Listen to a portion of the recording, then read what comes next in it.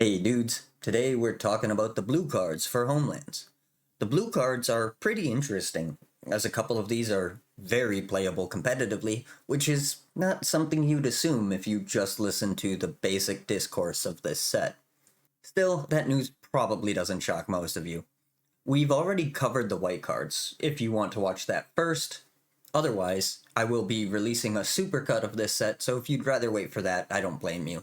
That video will be timestamped and will have an exclusive intro and the final conclusion, but you're more than welcome to just skip the parts you've already seen by watching these videos. Either way, whatever you want to do.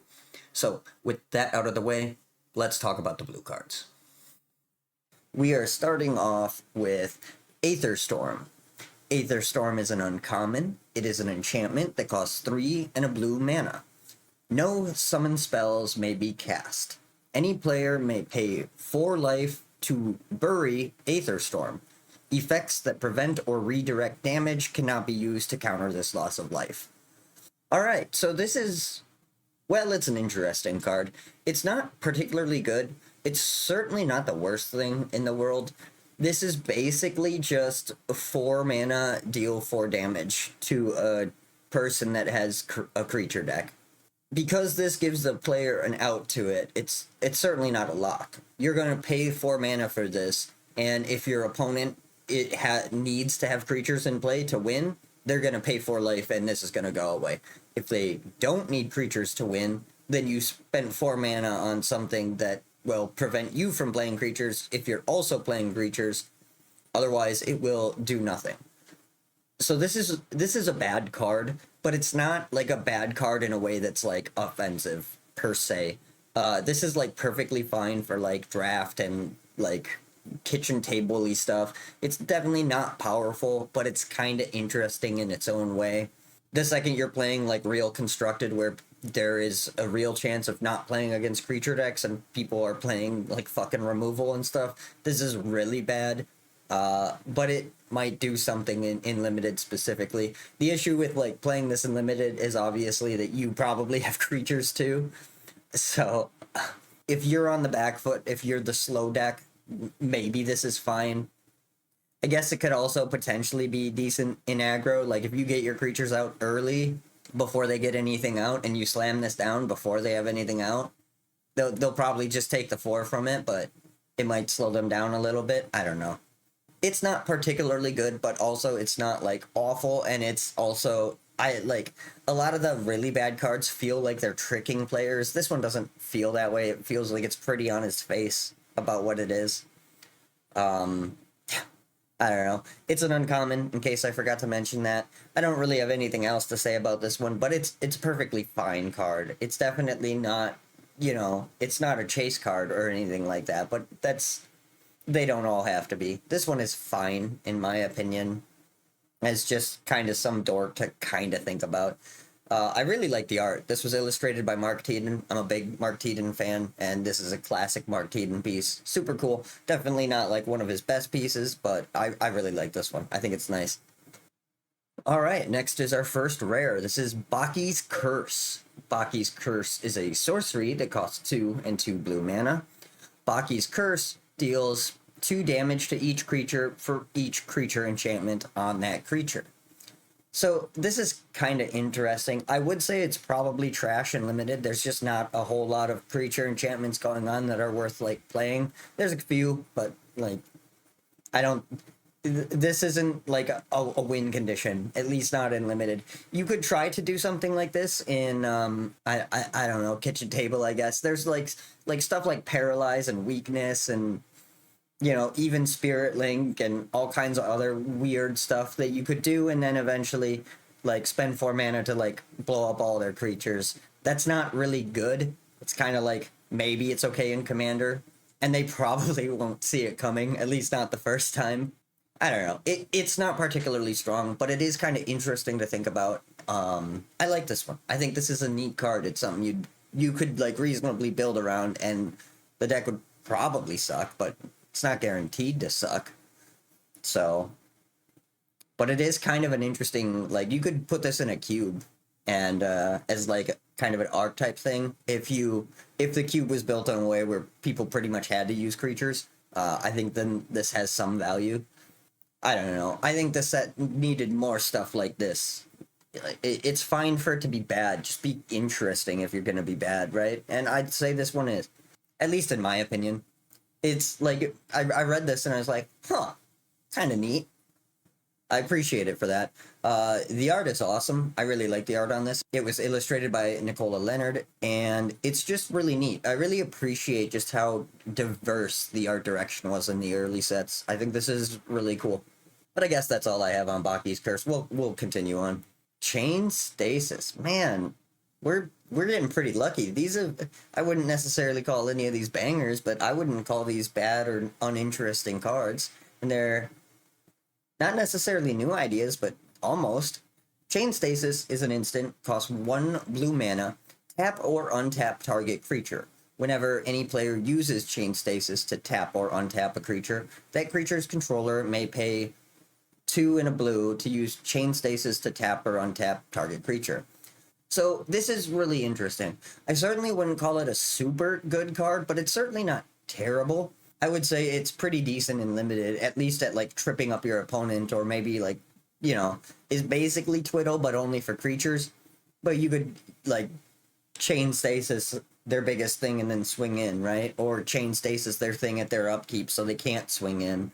The interesting thing about this is with like a Prodigal Sorcerer and infinite mana, it's also a win condition. You could just continually, because if you target your creature, then you have the chance to copy it and target that creature again, and then like just target, untap, tap in response, target, untap, and just fucking machine gun everything down, right? So there's potential for this. I wouldn't call that combo like better than other combos you could be doing.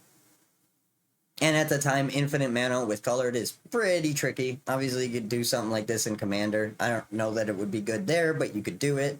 It's an interesting card, right? There's different ways you could take it. You could even do some colluding in Commander. If you and another player have a shitload of mana and both have like a fucking pinger or something, you could just bounce it back and forth.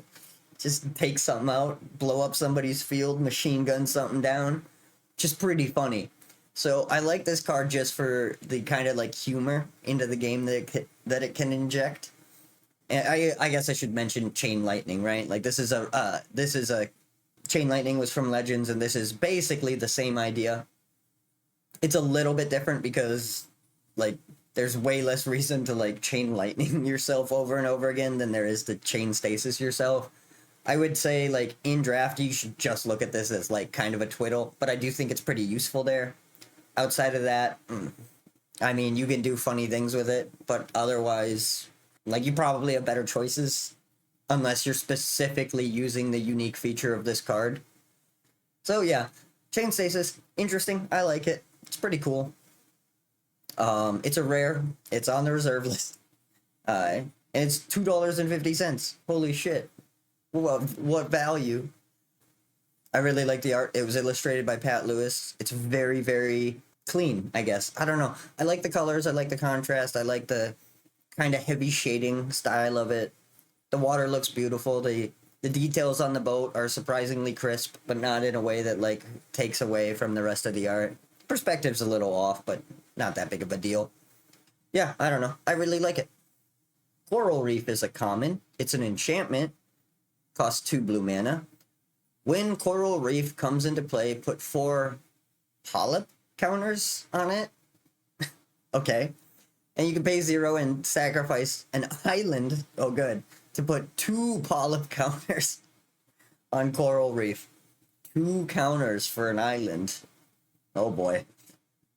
Pay a blue, tap a target blue creature you control, and remove a polyp counter from Coral Reef to put a +1 counter on target creature. Oh man. I guess the train of pretty okay Homelands cards ends abruptly. What the fuck is this, dude? Who made this? So the 2 mana cost is fine. This is kind of an interesting card. I just wish that it did anything at all that wasn't a giant waste of your fucking time. Tapping a creature and paying a mana each time you like fucking transfer a counter to a +0/+1. That's so much. And if you want to do it more than 4 times, you have to sack a land for every 2. So sack a land, tap 2 blue creatures, and pay 2 blue mana to get +0/+2.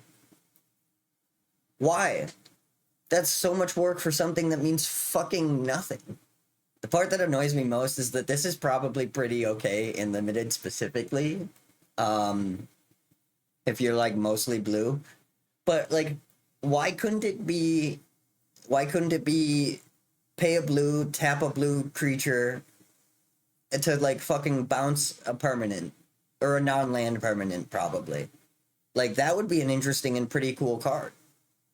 But this is just it's so much work and just so many negative downsides. By the time you're done reading it, like if you know anything about the game, you're like, well, this is like I won't say there's zero use for this ability because there's certainly situations where it comes up, but just the amount of resource and investment into this, you would be way better putting like you would be better spending all this mana on like a fucking tutu.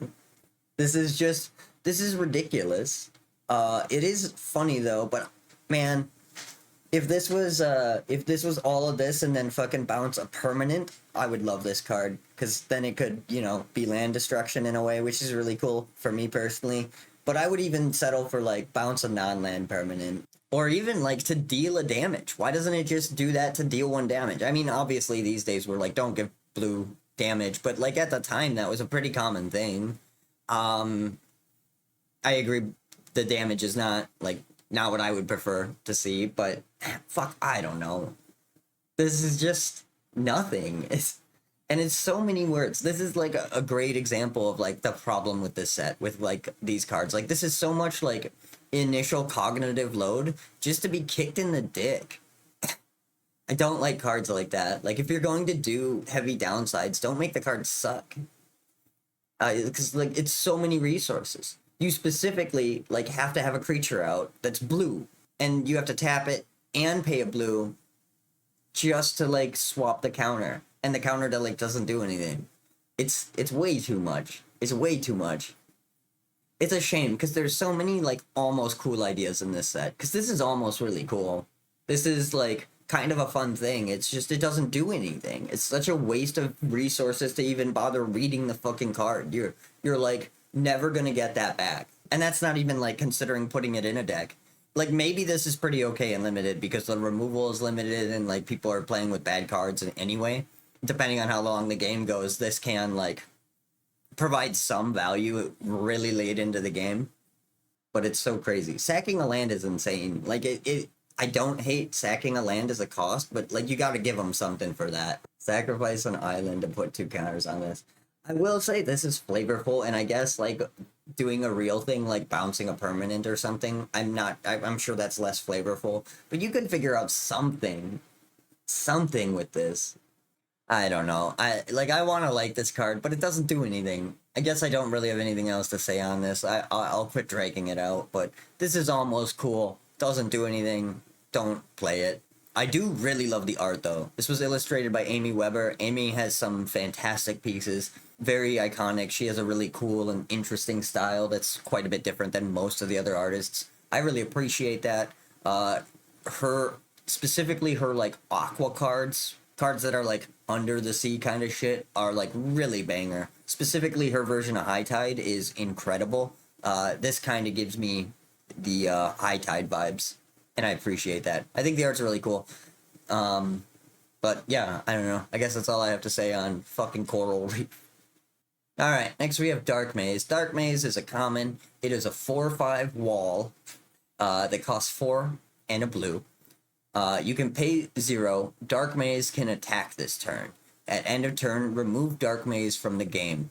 Dark Maze cannot attack the turn it comes under your control. This is pretty cool. This is pretty awesome. So I do not particularly like walls. I think walls kind of are boring. The game's already too defensive, especially early on. Obviously, as the game goes on, walls don't really mean anything anymore. And there are certainly good walls. I'm just not a big fan of walls. That's more opinion than just like I don't think walls are bad game design per se. I think maybe they went a little ham with them early on, but I understand. Flavorfully, they're really cool. I like Dark Maze for a couple reasons. One, you can attack with it. Like, this is a card that can threaten your opponent's life total, and in a game where so much of it is defensive posturing, it's refreshing to see things that kind of just move the game along. And I think this is a pretty solid one, right? You can cast it, and you can keep it around until the opportunity arises, and then it's a 4/5 for 5 mana. That's if you like attack with it early on and don't get any defensive value from it, it is kind of pricey. But assuming you get some level of defensive value out of this, that's quite reasonable and almost efficient. I really appreciate this one. I think this is a really awesome design. It's I don't think this is the first time that there was walls that can attack. No, it's definitely not the first time that there are walls that can attack. It's certainly not like a super new idea, but I think it's an interesting take on the idea, and I think it's fun. And again, like obviously you want new ideas in a new set, but even just interesting takes on previous design is pretty welcome to me. Yeah, I don't know. Like the problem is this is a wall. Like this is not a card to get excited about when you're like flipping through a pack and you're like, oh holy shit, I get this wall I can play that has some tactical decisions and like thought processes. I do think it's kind of exciting, but I would certainly never be excited at the idea of playing a fucking wall. I don't know. I think it's cool, and I think it also does provide some like psychological pressure. Obviously, not much, but once this is on the field, your opponent can see it, right? So like they know that at any point you can just swing in with a 4/5, so they have to consider that and plan accordingly. And I mean, obviously, any card that provides any level of threat has to be played around at some point, right? So like that's not like this is unique to Dark Maze, but I do think it's worth mentioning. I don't know. I think this one is fine as far as cards go. It's obviously not super exciting, but we have two arts for this card. This card was illustrated by Rob Alexander, and I really like them both. This one we're looking at right now is very very cool. The maze being like a misty, smoky. It's very cool. And this dude just like dropping down as the maze like went at him is pretty cool, pretty interesting. I think it tells the story well. I think it's really cool. These arts are interesting because they are a continuation of the same piece. So when they're both right next to each other, you can kind of see they are kind of just the same scene, just different aspects of it. But I think they're really neat. I really like this art. Um, yeah, I don't know. That's all I have on it. But Dark Maze is a surprisingly cool card, in my opinion. Forget. What were we talking about? Anyway, Forget is a rare. Forget is a sorcery that costs 2 blue mana. Target player chooses and discards 2 cards from his or her hand. If that player does not have enough cards in hand, his or her entire hand is discarded. That player then draws as many cards as he or she discarded in this way. So that's a mouthful, but it doesn't need to be. Like the errata here is just target player discards 2 cards, then draws as many cards as they discarded this way. It's really weird to me that originally they thought it was confusing. Like, what do you do if it says discard 2 cards and you only have one? I guess like Magic players are pedantic and they felt like you gotta tell them that no, you don't get to not discard because you don't have enough cards. It is interesting, but yeah, the wording doesn't need to be quite so confusing. So this is a rare, and it's a pretty bad card in most instances. It kind of looks interesting, kind of feels interesting. There are definitely places where this is fucking hilarious. Like, specifically if you were running this with Chains of Mephistopheles, that's really fucking funny. But, like, that's not a unique thing to Forget, right? Like, any card that, like, forces your opponent to draw is gonna be good against Chains. But I do think Forget is especially kind of interesting in that regard. And there's definitely other stuff you can do with it too. You could play this if you are a graveyard deck to like help put stuff in the graveyard. You definitely have way fucking better choices these days. But if you are playing like specifically an older format, you still have better choices than to do this. Um, but like I don't know, this card is interesting because it's not nuts and boltsy in that this is like a useful thing to be doing, but it is a very basic concept, right? Like there's no real new ideas here. You can even almost like see kind of him to Torak in the DNA of it, because it's a monocolored card with two colored pips, and then like it kind of reads like him to Torak, but way worse. Way worse because it's not random discard. So your opponent would, if you hit your opponent with this, they would get rid of their worst cards and then potentially draw better cards. Not really worth 2 mana in a card, in my opinion. I don't know that it's necessarily worth targeting yourself with this either, but that's more likely to be the more valuable use of this card. But yeah, I don't know. I really like Forget. I think it's really interesting in a unique way because it scratches that itch of like figuring out something stupid and combining cards to have something that's more than the sum of its parts. Forget isn't super good at that, but it kind of reads like it would be. So it's kind of interesting in that way. I mean, nothing ever happened with Forget. It's never been really like, maybe somebody figured something out with it. It might be funny in Commander specifically, where you can occasionally get away with doing stupid shit like this, but it's certainly not a strong or easy to use card. I don't mind Forget. I do think it's interesting. I think it's a cool idea. Every time I see this card, I'm like, there's got to be more to this, right? I've never figured it out, but even today, I still like when I say this card sucks. I'm like, yeah, but does it? And I don't know. I'm not super confident that it sucks. So I think that's really cool. I think that's an interesting space for a card to be. I would like again. This isn't like a card that you're gonna be excited about or anything like that. But I do think if you're in an open mind about the set and like a card like this comes across, it's at least interesting the first few times you see it. Maybe a card like this also gets frustrating because like it reads kind of like it would be really good and then it just kind of isn't. Yeah, I don't know. Forget is interesting in my opinion. It's not a good card. Like I don't know that I would grab it in limited.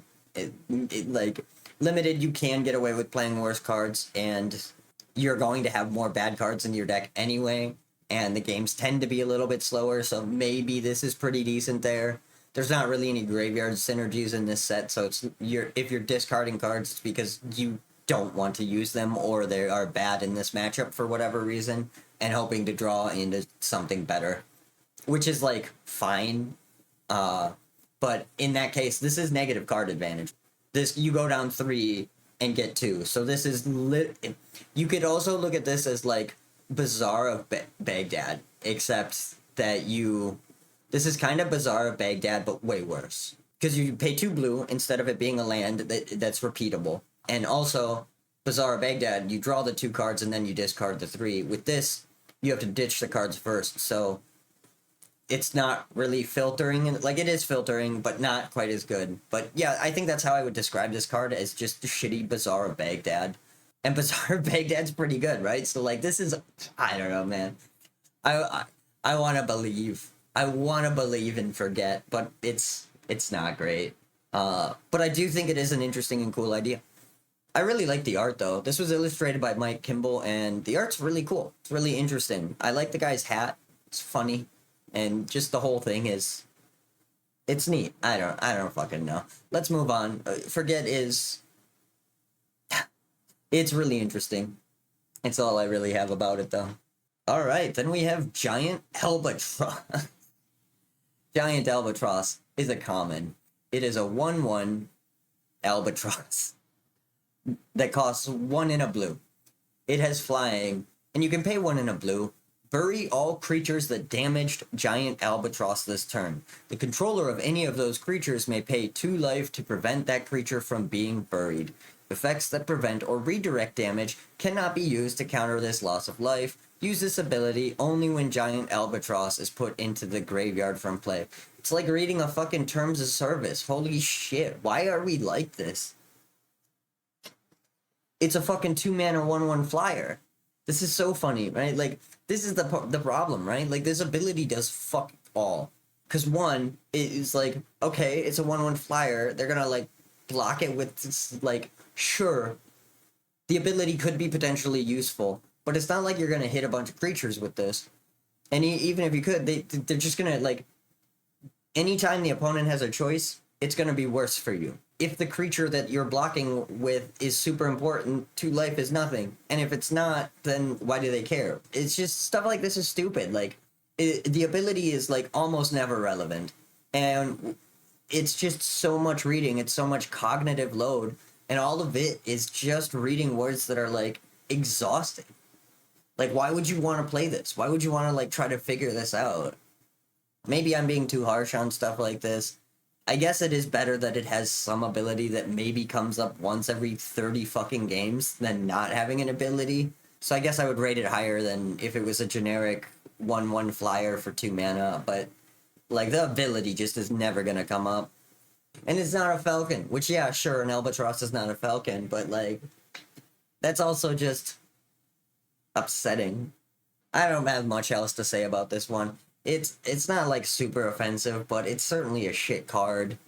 It's a common. We have 2 arts. They're both done by David A. Cherry, and the arts are nice. I like this one. I think it's really funny. The feet on the albatross as it's coming in for a landing or whatever is just fantastic. The perspective is like that thing is fucking massive, which is pretty cool. I appreciate that it has a little saddle on it. That's kind of funny. Probably massive. That's probably not a little saddle. Probably a normal sized one. Uh, Again, I like the art. There's nothing to say about it really. It's decent art. The other one at least has a fun story. This is just a flying albatross. I don't hate the art, but there's just really nothing to say here.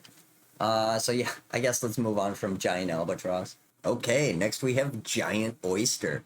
Giant Oyster is a 0/3, costs 2 and 2 blue mana, so 4 mana. You may choose not to untap Giant Oyster during your untap phase. Then you can tap Giant Oyster, and target tapped creature does not untap during its controller's untap phase, as long as Giant Oyster remains tapped. During your upkeep, put a -1/-1 counter on that creature. If Giant Oyster becomes untapped or leaves play, remove all these counters from the creature. So that's a mouthful. I like this card. It's certainly not super strong. And in fact, it's kind of like just a worst Royal Assassin, sort of. Obviously not completely, but I really like the story this is telling. So it's a Giant Oyster, and after your creature exerts itself, well, no, not exerts itself, because that's now a thing, but it gets tapped because it's used its ability, it's used its magic, it's attacked, whatever, it's tired, it can't really defend itself as well anymore. And Giant Oyster comes along and snatches it up. And, presumably the oyster is underwater. So as you're trapped in there, you slowly drown. And then if you manage to get out, however, you're fine. But if you don't, eventually, off to the graveyard with you. Giant Oyster is interesting. I like that it's removal. I think it's kind of interesting in specifically this format. I think it's kind of cool. 4 mana is a lot. I don't think it's too much, but I wish it was like at least a 0/4, maybe a 0/5, or even a 0/6. Then I think it would be really good. Well, not like really, really good, but it would be better. But like that's kind of a minor complaint, honestly. Like I think this card is cool. I think this is interesting. It is kind of a new idea, and I don't know that this was necessarily inspired by Royal Assassin or anything like that. Like the end result is the same. This just does it slower, and neither of them can target untapped creatures. This is interesting, and there's even some synergies in this set. There's Chain Stasis, so if you tap their creature with that, then you get them held up with the Giant Oyster, bada bing, bada boom. That's pretty fucking good and limited. So, like, I would say this is a strong card. At least in limited. Outside of it, maybe you could make it work, but, like, it's just gonna get bolted. So, I like the idea. I think this is cool. I wouldn't call this a strong card, and maybe it's a little confusing, but I think the story goes a long way to helping kind of explain what's going on. I don't know. Obviously, I haven't been a new player in a long time, so maybe it is confusing. I don't know. Like, it's definitely a lot of words for what's going on. That would be a complaint I have, I guess. But I think it's a kind of appealing card. And I think it's a pretty useful card compared to most of these. Yeah, I would say Giant Oyster is pretty cool. This was illustrated by Nicola Leonard. I really like the art. I think the art's really nice. I think it's very cool. Really helps tell the story, what's going on. And that little pearl is kind of neat. I guess that's not a little pearl. It's a very big pearl. That pearl could be you. Or your creature, rather. Alright, next we have Jinx. Jinx is an instant. It costs 1 in a blue. Target land becomes a basic land type of your choice until end of turn. Draw a card at the beginning of the next turn's upkeep. Okay, I don't like this card, but it's for reasons that I don't think are necessarily fair to criticize. Again, these sets are not designed for limited, so anytime I say like, this doesn't do anything in this limited, it's not a criticism on the set per se. It's just like, just don't like draft the card if you're playing limited of these sets, these old ones where part of like it's going to be a less good like game experience than one of the newer sets designed for limited, but it has more historical context, and some people really enjoy the gameplay of these and the kind of high variance, and some of these cards really suck. Some people like that. If it's not your thing, understandable. But Jinx kind of doesn't really do anything in this set. Like the most use you could get out of Jinx is if you're playing against like a 2 or 3 color deck, at least, and they get kind of color screwed a little bit, and then like during their untap or whatever, you could cast this to turn that land into something for that turn. They could tap it in response, but they'll lose that mana before it gets to like their main phase, so they most likely won't be able to do anything with it. And then you've shut off, like you've color fucked them for 1 turn, right? And then during your turn you would draw 2 cards. That's not like bad per se, but it is very niche, and that's like the best you could hope. There is like 1 instance of Island Home in this set, and there's 1 creature that can't attack unless they have an island. So if you are running that, there is some utility there, but it's still not great. That's only utility against anyone not playing an island, and that creature also really fucking sucks, and I don't know that I would recommend doing it anyway. But if you did get it and you did want to do that, Jinx might help you get that thing across the finish line against non-blue decks. And while there are really bad dual lands, while there are really, really terrible multicolor lands that we'll talk about later, I don't know that I would Jinx that if they were running it anyway, because like you should just let them play really shitty lands. So really the only lands that you would target in this set alone are just the basics. Which, like, you can target a basic with this, so you can color fuck someone if that's what you want to be doing. But again, it's only for 1 turn, and obviously those cards are not in this set, but there are enchantments that like do this for like as long as they're in play. So Jinx is kind of pretty low value.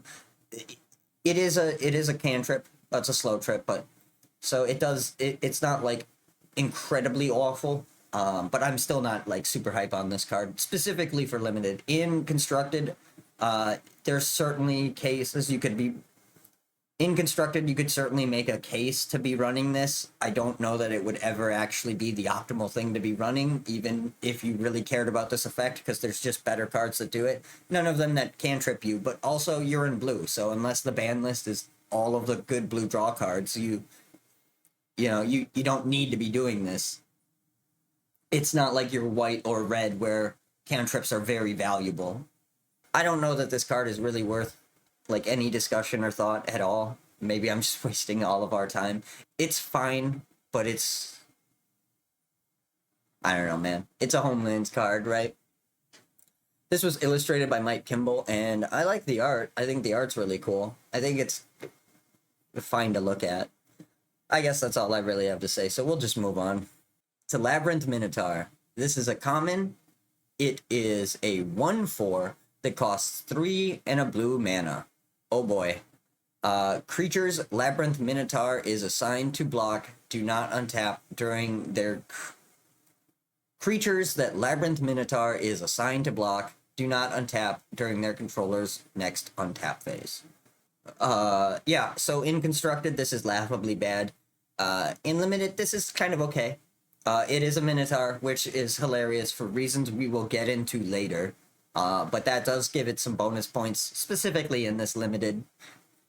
Outside of that, it's pretty bad. A 1/4 for 4 mana isn't, like, awful, and it is kind of nice because you can just truck in with this and have very little to worry about because they're disincentivized to block this because it's just one damage. So they'll just be like, yeah, fuck, okay, I'll just take the one. And if you get that going for like 5 turns, that's not bad damage. This is obviously not super fast, awesome aggro card, but it gets the job done eventually.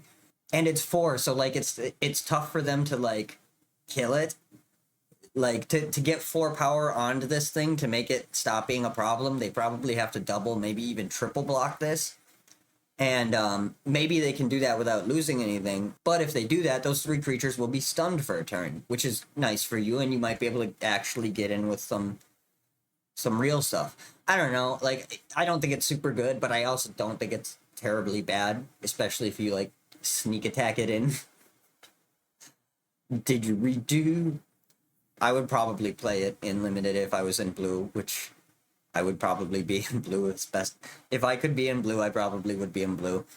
It's also nice because it's 4 mana, but it's only 1 blue, so you can play this in a pretty far out color deck. You probably pretty consistently get this out, which is nice. So it might be okay. Anyway, Labyrinth Minotaur was illustrated by Anson Maddox. I like Anson's work a lot. This one is pretty cool. It's interesting. I really like the colors and just how it's all like put together, I guess. It's nice to look at. But I like this one better. Also done by Anson Maddox, obviously. This one just has cooler details in my opinion. I like the background and I like the perspective. It's interesting. Oh boy, the big boy. So this is a rare, and it is a 8/8 creature that costs 5 and 2 blue mana. And I'm sure everything in the text box is just upside, right? Does not untap during your untap phase. Sure. Marjan cannot attack if defending player controls no islands. If at any time you control no islands, bury Marjan. Cool. 2 blue mana. Sacrifice a creature to untap Marajan. Use this ability only during your upkeep. Oh, good. That was almost cool. 2 blue mana. -1/-0 until end of turn. Marjan deals 1 damage to target attacking creature without flying. Okay, so that last ability is kind of interesting. I don't know, dude. I'm getting so fucking tired of these 8/8, 9/9, 11/11 fucking big, massive underground blue creatures that just require you to fuck your shit up to do anything at all. Like, Swords to Plowshare is still being printed in the core sets. What are we fucking doing? Why do we think that these cards are dangerous and good? Like, Colossus of Sardia isn't good. And this is like way more downside than that. There's like at least tricks you can do to make that kind of decent. This is like what do you do here? At least you don't have to sacrifice any of your fucking lands. And also, this is the card I was saying, like, if you wanted to use this, Jinx is like maybe okay, because then you can attack with an 8/8. But the thing is this doesn't have any like evasion at all, right? Doesn't have any protection. It's an 8/8 that, like, if they have a 1/1, they just block it, and then, well, you gotta sacrifice a creature next time to attack. So, like, you aren't coming ahead in that exchange at all. Because you have to spend 2 mana and a creature just to even attack. And then they just jump block it. Done. I will say, the second ability is overcosted as shit, but it is interesting. This is actually really cool. I like this. It's an interesting idea, but again, like, all these cards that have all these massive downsides, the ideas behind them are kind of interesting. They just suck. It's just not worth the resources. There's no situation where it isn't just fucking win more. And I don't know, that's just kind of disappointing. I don't want to be too hard on like this designers. And again, I think this set is really awesome in a lot of ways. And I think a lot of these cards have really cool stories. They're just fucking awful. And that's probably more on development than it is on design. Whoever made these cards, A plus in the lore department, and you know, but playability is really rough on a lot of these. This one included. It's just bad. It's just a bad card. To be fair, in limited, it's probably less bad. Because the Jinx is a common, so you could have those, and like I don't know, maybe you can convince them to attack you with all their shit. It's not good. I don't hate it. I really like the art. The art was done by Daniel Gallen. Very cool art. I really like the design of this being a deep sea kind of. It's very cool. Let's see if the next card is more interesting. Hey, good news. The next card is more interesting. Memory Lapse is an interrupt. Costs 1 in a blue. Counter target spell. Put that spell on top of its owner's library. Yeah, so Memory Lapse is fucking insane. This card is like arguably better than Counterspell in certain situations. This card is commonly underestimated because it says put that spell on top of its owner's library. So naturally people are like, well, okay, but I get to cast the spell again. And that is true. Now, if your opponent is a funny guy, they could counter your shit on your turn and then on their turn use Portent on you, and then you won't get that spell back. But just because you get this spell back, it's not quite as good as people think. Obviously, if you wanted to cast that spell, you probably still want to cast that spell in a turn, but that spell also replaces your draw. So they used a card and 2 mana to make your spell not happen. And they know what you're going to use that mana on next turn. Or at least they have a good idea. And they also know what you're going to draw that next turn. So depending on how many cards you have in your hand and what's been going on with the game, they're going to have a lot of advantage of information. And this is kind of nebulous, and it really depends on like what's going on in the actual game. It's kind of why it's hard to explain why Memory Lapse is good to people. Like, I'm not good at this, explaining this, but like this is valuable information. Now, I'm not going to say that putting the card on top of the library is always correct, or even that like that advantage is something that you can super play around. It's just, it's not like people look at that and say, well, this sucks, it doesn't even get rid of the spell, but that's not true. It did. And like your next draw is that same spell, so yes, you can play that same spell again, but the control player knows what you're gonna play next, right? Like, this spell is fucking insane. It's a 2 mana hard counter that requires 1 blue. So like in your fucking 4 color control deck, you can fucking play this significantly easier. You do not have to hold up 2 blue. Like you can cast this off of an island and anything else. It's very good.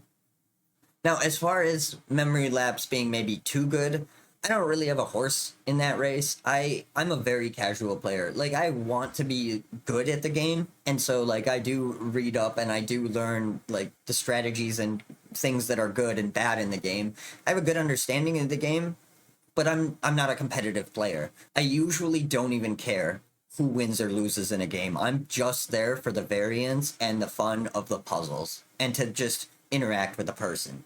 So as far as like, I never like tournament grind. I don't get mad when cards are just constantly played because the metas that I play in are, well, first off, they're often cube, right? So like a lot of these problems kind of just solve themselves when everything's just singleton or designed in a way to solve them. And on top of that, I also don't grind, right? So like I don't have to play against the best cards. If we get tired of an experience, we just move on to something different. So it's hard for me to say that the card is fine because like it can fucking ruin competitive games. But I think the card is fine. Like personally, I never had an issue with it. I think it's really fucking good. It's easily one of the best cards in this set, and I would say it's comparable to Counterspell. Mana Drain is probably better, right? Because you can Mana Drain and then fucking cast like a JM Tome off of it. You can't really do that with Memory Lapse, but like you'd run both, right? And like the same with Counter Spell. Memory Lapses were very, very good. I guess that's really all I have to say about it. I like it. I think it's interesting. I really like the idea of putting the card on the top for various reasons. One, I think it's less feel baddy for like casual players. I don't know that it's less feel baddy for competitive players. Memory Lapse is probably really annoying to try to play around. I guess I don't know what else to say about Memory Lapse. It's clearly like one of the best fucking cards in this set. It's good, obviously. Fucking showed up multiple times in tournament decks. The art, phenomenal. Amazing. Mark Teaton did both arts for this. This one is my favorite. I personally prefer this one over the other one a little bit, which we'll see in a little bit. But if I'm running Memory Lapse, and I often am, if I can run 2 copies, I usually try to run at least one of each. And if I'm running 4, 2 of each and whatever. But this one is my favorite art. Still, let's look at the other one. And as you can see, they both have a similar theme. I just like the other one for the 3D look of it a little bit better. This one is cool too, but the other one is my personal favorite. Memory Lapse is a really good card. Let's talk about another really good card. Merchant Scroll is a common. Oh yeah, did I say fucking Memory Lapse is a common too, which is fucking awesome. Not great for draft. Like you gotta play blue, I think. Good for access, right? Merchant Scroll, also a common. Kind of insane to think about. Merchant Scroll is a sorcery. It costs 1 and a blue. Search your library for a blue instant or interrupt.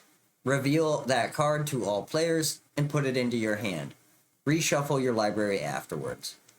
I don't know if you've like ever looked at old Magic cards, but blue instants and interrupts are fucking sick.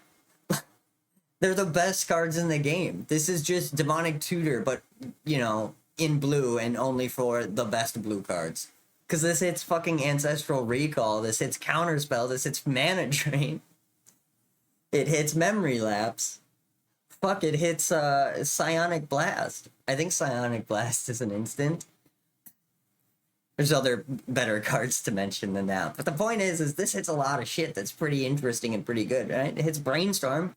That being said, it is, you know, one of the weaker tutors. Not so weak that it isn't fucking restricted in Vintage and pointed in Canadian Highlander. Like, I'd like to point that out. The cards this thing fucking hits are goddamn sick. This thing is insane. This is arguably better than Memory Lapse. It's really hard to be like, well, which one's better? Like, it's time and place, right? Because, like, in Vintage, Merchant Scroll's probably a little bit better. Is this hits Force of Will. Force of Will is not a card that we've talked about because it doesn't exist in the sets that I've done, so we haven't really talked about it too much, but it hits fucking that. And if you look at, like, newer cards, this hits a lot of fucking amazing shit. Probably one of the most expensive cards in the set, thinking about it. Which is funny because it's a fucking common. It might not be, like, I haven't looked at every price, but most of these cards are not worth anything. Merchant Scroll kind of is. And just to highlight how useful this card is, like, look over at the prices on the sides in the reprinting. So this has been reprinted in Mystery Booster 2, which, to be fair, I don't know how large that print run was, but, you know, it certainly isn't nothing. 8th edition at uncommon, admittedly, but still, that's a pretty solid print run. And then Homelands, that print run is nothing to shake a stick at, and it's at common there. Like, this has had several printings. It's a common. It's not on the reserve list, and this card is like 7 times the price of any of the reserve list cards we've talked about, and some of them it's like 15 times the price. It just goes to show like how good this card is. I don't know what else to say about it. It's a tutor. I like tutors, specifically sometimes. I don't like tutors all the time, obviously. Like, some cubes I'll have them, some cubes I won't. That being said, there's definitely reasons to piss and moan about tutors. They definitely slow the fuck out of the game, especially for, like, new players, right? Like, if you're bad at shuffling or just don't have that much practice with it, and also, like, are not entirely sure which of your cards you're going to get, it can be fucking tedious. Even in 60 card, where you have, like, multiple copies of cards and stuff like that. In fucking Commander, this can be exhausting. Like if you give a fucking tutor to a new player that has no idea what the fuck's going on, they might have to like stop and check the board state a few times. They might have to like, go through all 100 fucking cards in their deck. So tutors can be annoying. They're definitely a lot of logistics, and it changes the game in a way that is like, I can understand why it's annoying, right? Like if you were to tell me I fucking hate fetch lands just because it like triples the length of a fucking game, at least in like actions, right? Like those games also are probably only a couple turns, but I can be like, yeah, I get that. I do think fetch lands are really interesting and cool, and I really like the mana bases and the decks you can make with it, but it does kind of devolve into like good stuff bullshit too. There are reasons to hate tutors. I can agree with that. I don't. But again, I don't play super competitively, and I also vary up the way that I play a lot, so. But I guess that's really all I have to say. Merchant Scroll was illustrated by Liz Danforth, and I really like the art. I like the marbling in it. I think it's very cool. It's just a fucking Merchant Scroll, but it's sweet, it's cool. I like it. Very cool. Alright, next we have Mystic Decree. This is an enchant world, costs 2 and 2 blue mana. All creatures lose flying and island walk. Alright, well, there's no island walk in this set, as we talked about, but there is flying. And flying is really good in draft. I think this card's pretty fucking solid in draft specifically, and it's also fucking douchey as fuck to run this with Island Sanctuary. And I think that's pretty funny. I think that's pretty cool. But going back to like limited, the Island Walk here does nothing. All creatures lose flying is pretty good. And you can, if you have this in your deck, and someone else like rips the Sarah Avery, I think it was, the Enchant World. This is the card I alluded to when I was talking about that one. These two play off of each other in a very interesting way because they're both enchant worlds, so only one can be in play at a time, which means whichever one comes down second knocks the first one out.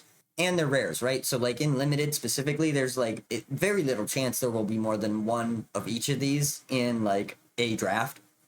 So I think it's very interesting, right? Because this can counter their flying if you're playing against a flying player and they have the Avery out. Which, speaking of which, if you're going to do that, I wouldn't play the Avery until after this came out, because this is way fucking harder to out and just fucks you, whereas you having Sarah's Avery out doesn't fuck this guy, but it's way more valuable for you to counter this than it is for him to counter that with this. Hopefully that makes sense. Anyway, the point is I think this is like the only really fucking interesting interaction like baked into the design of this set. And I don't even know if they did it intentionally, but I do think it's really cool. They both cost the same amount of mana, the same number of mana. This one's a little harder to cast because it's 2 blue, but that being said, this one is also a little bit more powerful. Yeah, I really like this. I think it's interesting. I think it's cool. And I think both Island Walk and Flying are kind of annoying for players some amount of the time. And so having a way to deal with it is pretty interesting and pretty cool. I like this. I think it's kind of interesting. I think that's really super interesting in limited with the other cards, and I think it's really fucking funny that they made Island Sanctuary better. It's also really good with Moat too, because Moat I don't think Moat's an enchant world, right? So you can play it with Moat too.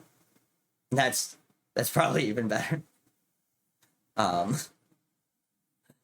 this was illustrated by Liz Danforth. I really like this art too. I think it's very cool. It's a very fun story, and like it does kind of help with the, okay, so we're transported to Ocean World where this god is like, nah, dude. And I can buy that. Or spirit, I don't know if that's a god, like whatever sort of mythical, magical being of whatever, spirit of the lake or whatever that it is. Yeah, sure. The art goes a long way to help that along. But let's move on to fucking Narwhal.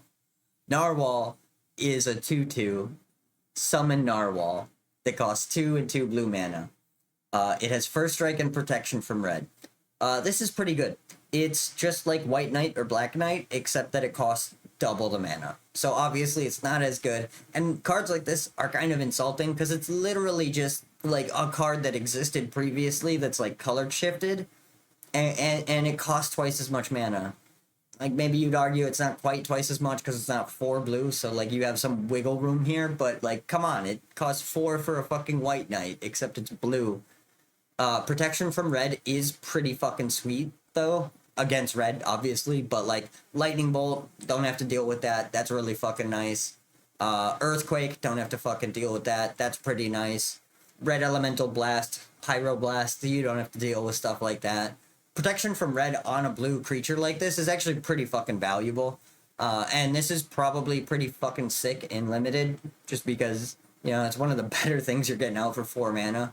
But 4 mana is ridiculous. Like, if you wanted this to be 3 mana, because you really think that White Knight and Black Knight are too pushed, sure, like, whatever. 4 is a lot. And, like, it's also, like, fine. Like, if you think that's where the value of this should be, sure. But, it's so transparently way worse than the stuff that came before it. And you have to be careful with that, because, like, people aren't going to look at this and be like, whoa, so cool. They're going to look at this and be like, the price of gas went up again, right? So I'm not saying it's wrong to like balance this higher or that this mana rate is terrible or anything like that, but like it's just like you got to be careful about doing stuff like this, I think, for like the people that are opening the cards and like reading through them and looking at them. That being said, it's a perfectly fine card. I think this is really good and limited, and it's even not like the worst thing in like there's a justification to like maybe run this in a big mana blue deck. I don't think so, but like you could cope yourself into it maybe. It just being a white knight that costs twice the mana is kind of a hard pill to swallow, in my opinion. I really like the art. The art was done by David A. Cherry, and it's beautiful, very cool, very fun. The 4 mana is a lot, but that's all I got. Let's talk about Reef Pirates. This one is a common. Reef Pirates is a 2/2, costs 1 and 2 blue mana. Whenever Reef Pirates damages an opponent, take the top card of his or her library and put it into his or her graveyard. Oh, hell yeah. That's fucking pretty sweet. That's kind of interesting. That's almost good. This is pretty sweet in specifically like Homelands Limited, because 40 card decks, you'll mill them out fairly quick, especially if you manage to get in with this a few times.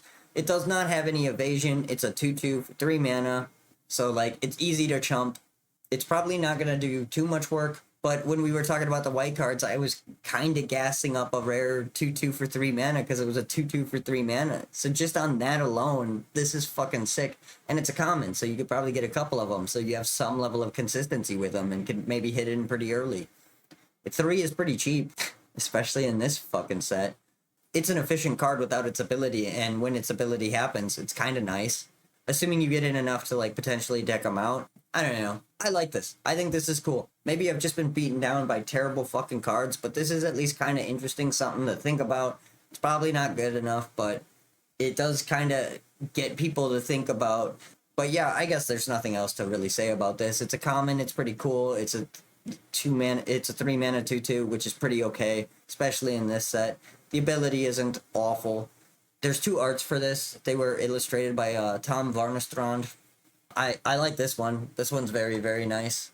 And this one is also pretty cool. I like the other one a little bit better, especially since like it says summon ships. This one I guess I like better now that it's a zombie pirate and not a ship. They're a little bit like, what's going on here? But I like them both. I think they're pretty solid. And I think they do a good job of just being cool art. I don't really have much to say about it. Oh boy, a legend. Exciting stuff. This is a rare. And this is Rebecca, Wizard Savant. It is a 0/1 summon legend that costs 2 and 2 blue mana.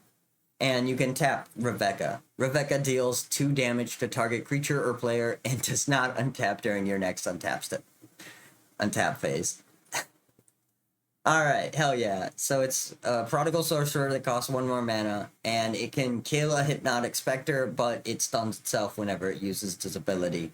It also is a 0/1, so it can't do damage. Sure, I guess. It's kind of funny. 2 damage is Very good. It's twice as much as 1 damage, in fact, which is pretty good. Uh, that being said, it is also the same amount of damage because you can only do it half as often. Burst damage is better than damage over time in most instances, depending on what's going on. I don't know. It's fine. It's kind of interesting. It's definitely nothing new, but it's funny. Also, I guess Raveki is a dwarf. That's kind of cool. It's kind of neat. I don't know. I don't have anything. It's a legend that doesn't particularly do anything interesting. Obviously, they weren't designing legends for Commander right now. It's not the worst ability in the world. It's creature removal, and it does provide pressure. It's pretty interesting in its own way. It's definitely not good, and it's not a really new idea either. But it is cool to see a legend. Let's just move on, I guess. All right. Sea Spirit. Sea Spirit is a 1/1 that costs 1 and a blue, and it has flying and protection from red. Huh. That's not terrible. This is our second flying and protection from red creature, right? The other one is a very expensive white creature, but this is at least the second time we've seen these two keywords. This is pretty solid. It's a 1/1 for 1 and a blue. Obviously, this is only good against someone playing red, but in that case, it's a flyer. Like 2 keyword abilities on a 1/1 for 2 mana is not bad. Flying is like kind of unblockable, which is really, really good. And protection from red means that you don't have to worry about red spells. And you can also just chump block red shit, which is really nice. This is pretty decent. It's certainly not like insane, obviously. Well balanced card, which, you know, everyone's super excited about the well balanced cards. But I like this one. I think it's interesting. I think it's pretty cool. It's pretty fun in limited because it's really good against the red player, and otherwise it's okay. Like against the red player, this is way better than Giant Albatross, but against the against anyone else, the Giant Albatross might be better. Probably not. It's probably no different at all, but it might be. That being said, maybe this is better because you can't waste your mana on stupid shit with it, right? So like, there's no way to misplay that, or there's less ways to talk about cope. All right, yeah, Sea Spirit is fine. It's a generic card. There's really nothing to say here. It's kind of interesting. The story is whatever, but it's kind of neat. This was illustrated by Susan Van Camp, and this is a fantastic piece by her. She's usually kind of a shit poster. A lot of her stuff is really funny. This seems like she's taking this one seriously, and it turned out well for it. I guess that's all I really have to say about this one. Oh, it's an uncommon, if I didn't mention that, which I think is correct.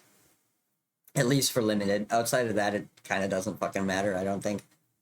Alright, next we have Sea Troll. Sea Troll is a 2/1 that costs 2 and a blue mana. And you can pay a blue and regenerate it. Use this ability only during a turn in which Sea Troll blocked a blue creature or a blue creature blocked Sea Troll. Excellent. Perfect.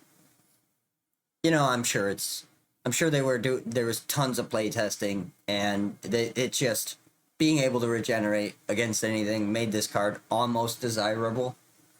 Is Sedge Troll a problem now? Like, why is it a 2/1? It's 3 mana 2/1, which fine. Regenerate is useful, but like, just make it 3 to regenerate it. Like, why does it have to be garbage against anything but another blue player? And even then, it's like, I don't know. I got nothing. This card is really bad, and it doesn't need to be this bad. Like, it feels like a reference to the other trolls, and they regenerate. Like, yeah, sure, but why? Why can it only regenerate against? I guess, whatever. I don't know. I guess there is some flavor there for why it would be that case, but the card is just so transparently bad. I don't even really want to talk about it. This was illustrated by Daniel Gellin. I really like the art. I think it's really cool. I got nothing. Let's just move on to Wall of Kelp. This is our last blue card to talk about. This one is a rare. It is a 0/3 that costs 2 blue mana. It is a wall, so it can't attack. And you can pay 2 blue mana and tap this to put a kelp token into play. Treat this token as a 0/1 blue wall. Hell yeah. Super interesting. This is not particularly strong. 2 mana for a 0/3 wall is pretty pricey. You can get like in alpha, there's 1 mana 0/3 walls. But the ability is really interesting and useful. There's some lore here, right? Like kelp grows, right? Like, so you can kind of vibe with that. And just being able to create bodies is pretty good. You could use this to sacrifice something to Lord of the Pit. I wouldn't call that necessarily a good use of this, but you could do that. Otherwise, just having a 0/1 chump blocker every turn to invalidate one fucking creature of any size that doesn't have trample, it's pretty good.